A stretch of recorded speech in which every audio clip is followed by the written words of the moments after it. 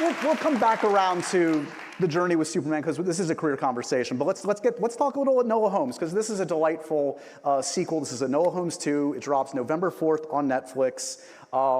We've joked about this before. I mean, it feels like the only stipulation in your contract is like, is it an iconic character? I need to play an iconic character.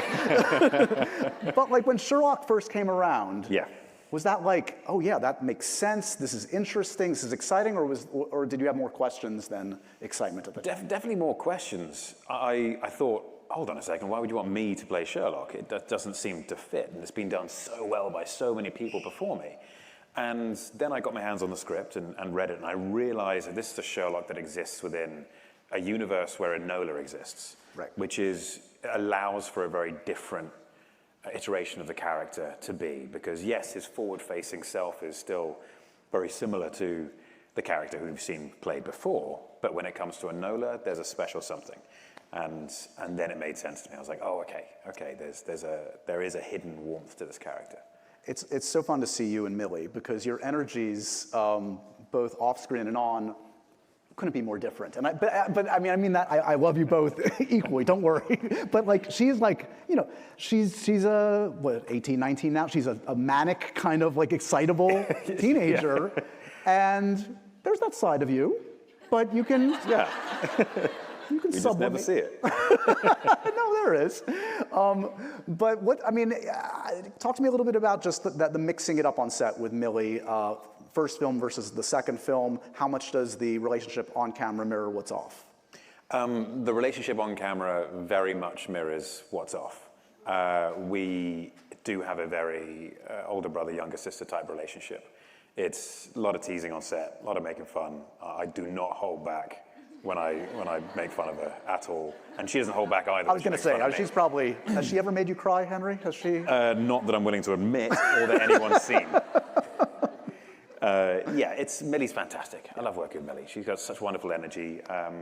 The days on sets are long, and so it's lovely to have someone like Millie turn up with that kind of energy. It really sort of fuels the whole thing.